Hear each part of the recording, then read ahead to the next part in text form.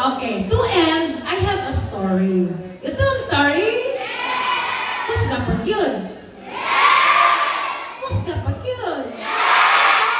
Oh, kanindot yun kami na ng gusto pa. Naku, istorya. Nagtanong siya liso sa bambu. Naabya nila liso ng bambu ay.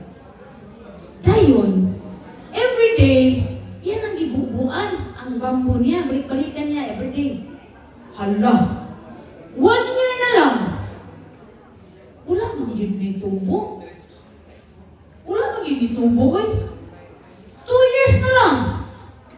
Wala gihapon ni tubo. Iyang bumot ni tubo, pero ang iyang tanong mo ang ni tubo. Ikatulong nga tuig. Wala gihapon. Pero sige rin siya magbuo.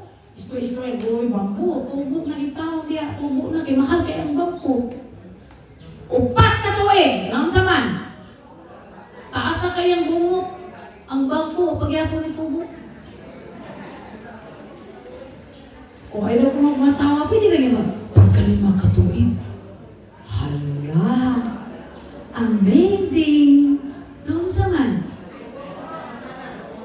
Nitubo ang iyang bambu kusog kayo in just 6 weeks. Naabot og 80 feet. Ha? Siya? Masa man nag 80 feet? Yung tatas ako. Crack ka ng lubid? Hala. Nitubo siya kusog kayo, no? Unsa man ang lesson?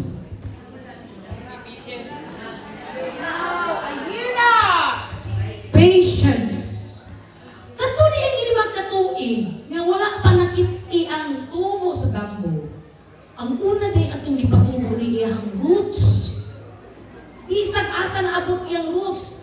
Kay aron, abot ang panahon nga kusog kayong hangin, dili gyud tumba. Na, unsa may application ana sa atong life. Kita gusto tag instant, no? Instant coffee, instant noodles. Kung sa mga instant, nga iniingon sa mama, magaing 100. Oh no! Na ngayon!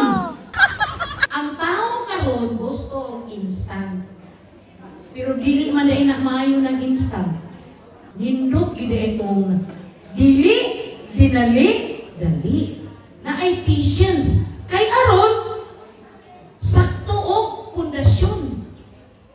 So, sa inyong klase karon o sa imuhang self karon mga anak, halimbawa, wala kay patience, ngayon ka, sus, kaya ako ng Biyernes. Ay,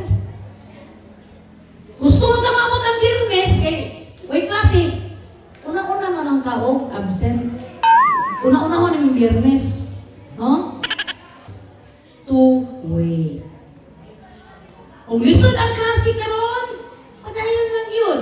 Kung naglibasog ka sa imuhang pag-eskwela, din wala ka nakita, continue doing good. Yan, nagpakita na ka nga, present na miya, juga, usay, maliit lang ka niya, may nunay ka sa leta mo ka. Sige lang, ayun lang kasuko.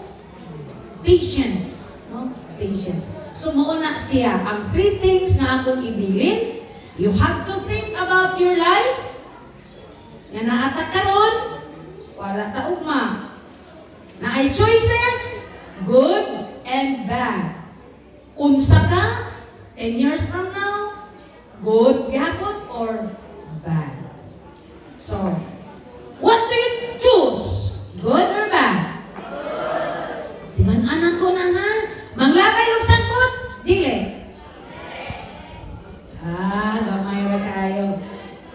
So, that's all mga anak, and I hope that every day you will be doing good and always choose good.